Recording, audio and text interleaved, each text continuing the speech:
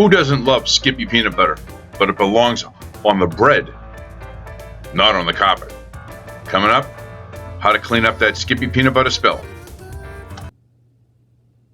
We're going to show you how to get America's favorite peanut butter off the floor.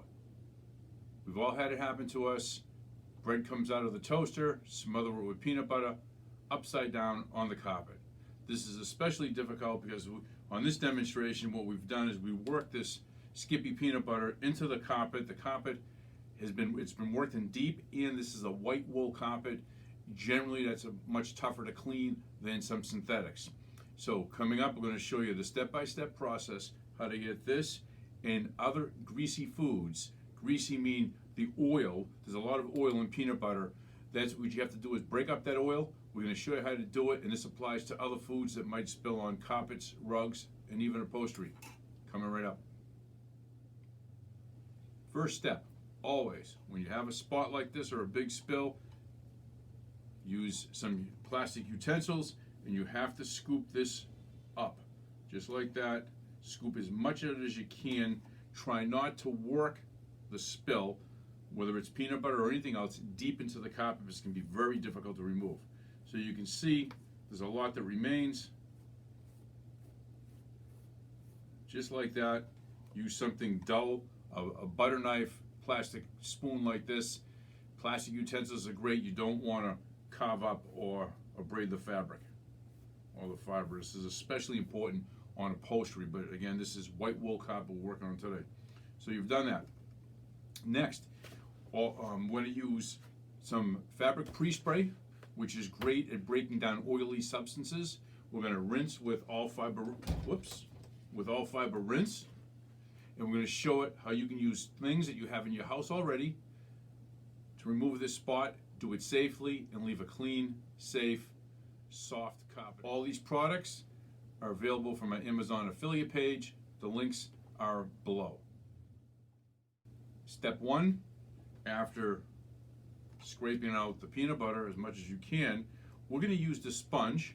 This is a natural sponge, or you can use a horsehair brush. We're going to start with the natural sponge. We like to use it. We've mixed the pre-spray according to directions.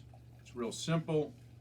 You don't want it too wet, but you do not want to work that peanut butter into the back of the carpet or into the padding or subfloor.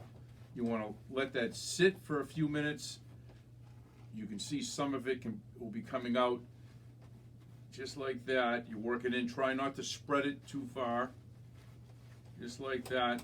If you need it to be a little bit more aggressive, you can use the horsehair brush, but no nylon brushes, nothing too stiff that's going to harm the carpet. Just like that. Just like that. And we're going to show you how to extract coming up. What you're simply going to do is try to mimic professional extraction. What that means is all fiber rinse, which is an acidic-based rinse, great for removing food substances. You're going to spray that on the carpet and follow it with a Shop-vac. You can use any tool you want on the Shop-vac as long as it can pull this moisture up. Your Shop-vac should make sure it's wet capable, meaning it can pull up liquids without damaging itself. What we're going to do, we're going to replace this plastic piece with a piece we use it here at the shop all the time. It's stainless steel.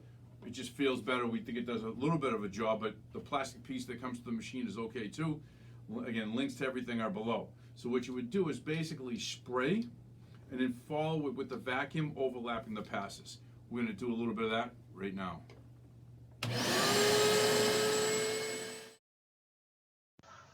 Just a simple trigger sprayer to apply the rinse agent is all you really need. Don't over apply. Make sure to repeat this soap process with this natural sponge, the fine fabric shampoo, as you need it. If it's gone way down into the fabric, repeat the process, but make sure you pull all the peanut butter, the oily substances, and the detergent out using the rinse agent. That's very, very important. Go over a few dry passes, and then you'll be left with a clean, dry carpet just like that. So you can see, with a few ingredients, a few tools that you might have around the house, you can easily remove that, even on wool carpet. And the key is to do it safely. Always rinse with an acid-based rinse. If you don't have the all-fiber rinse, and you want to get to it quickly, you can use equal parts of warm water and white vinegar. That's a 1-to-1 solution of white vinegar, warm water for your rinse. You can use Woolite, which is great at cutting soils, instead of the fine fabric pre-spray. The fine fabric pre-spray will do a better job, but in a pinch, use the Woolite. Questions, comments, we'd love to hear from you. Give us a thumbs up if you found this helpful, and don't forget that little subscribe button and the little bell next to it will inform you of our next upload. Again, thank you for watching.